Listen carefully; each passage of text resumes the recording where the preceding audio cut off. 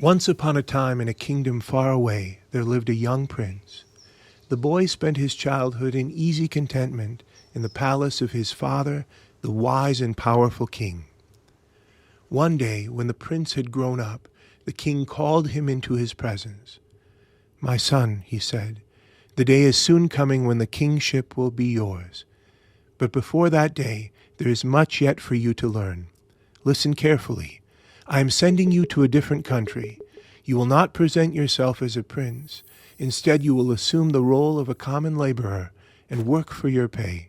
And so you will learn something of the ways of the people you must one day rule." "Go away?" the troubled prince asked, "and not be a prince? But isn't that who I am?" "Indeed it is," replied the king. "You will undergo many hardships, and the hardest of all will be remembering your identity in the midst of a people who know nothing of our kingdom. Nonetheless, this is a necessary education for you. It may be a few months, it may be many years," the king continued, looking on his son with love.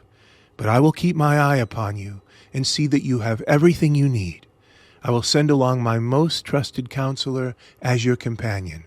When the time is right, a letter will arrive, summoning you to your kingly coronation.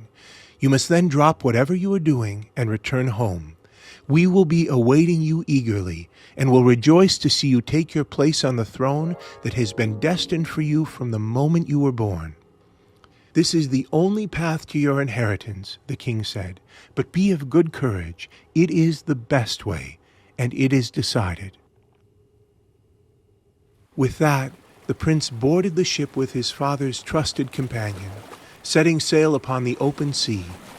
After many days, the ship was brought slowly into harbor, and the prince disembarked to begin his new life. The prince's new surroundings and the hut he shared with his companion were a far cry from his father's palace. His job as a stonemason's assistant left his back sore and his hands raw and hurting. His favorite time of the week was the visit he paid to the harbor, eagerly awaiting the arrival of a letter with his father's coat of arms, summoning him home. As the weeks and months passed, the prince began to accept his new station. He became accustomed to the goodness of a day's work and learned to sympathize with the concerns of his fellow workers. But every night, he and his companion would talk eagerly in their native tongue, remembering the kingdom and longingly awaiting their return. They joyfully sang kingdom songs and celebrated the kingdom's special festival days. And every week, as the prince returned from the harbor without a letter, his companion comforted him. "In good time, my prince. Remember your father's words. Never forget who you are." Thus the months passed into years, and little by little a change came over the prince. Less and less would he speak in his native tongue, and less would he celebrate kingdom feasts.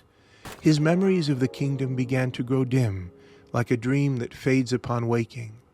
More and more often the prince forgot his weekly visits to the harbor. "Why should I make this trip every week on a fool's errand?" he thought. "I have better ways to occupy my time." Quietly, he began to resent his companion's constant reminders of his true mission. One day, as his companion roused him from sleep to remind him of the arrival of the mail ship, his resentment boiled over. "All this talk and bother about the kingdom. I've had enough of it. I live in this country now, and it is right that I concern myself with matters of importance here." From that day, he ceased speaking to his companion about the kingdom and never again went to the harbor. Nearly a year later, the prince returned from work. "What good news!" he exclaimed to his companion. "Has the letter finally come?" asked his companion expectantly. The prince stopped short. "What letter?" "Oh, that? No, something much more important has happened. I've been promoted. I'm no longer an assistant stonemason, but now an associate stonemason. The pay raise will allow us to move into a house with 3 rooms.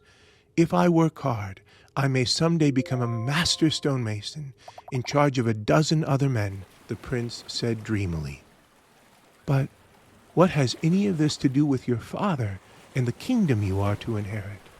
"Look," the prince said curtly. "I don't mean to be rude, but all that kingdom nonsense is just a distant memory. We live here now."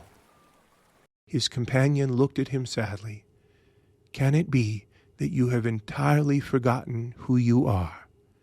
"Not at all," replied the prince smugly. "I know exactly who I am. Edward the stonemason, the associate stonemason." 2 months later, a ship arrived in the harbor with a beautiful white envelope marked with a regal coat of arms. So impressive was its appearance that the harbor officials put it in a special place and waited with interest to see who would claim it. But no one ever came to pick it up. So it sat, month after month, year after year, until the colors faded and the letter at last crumbled into dust.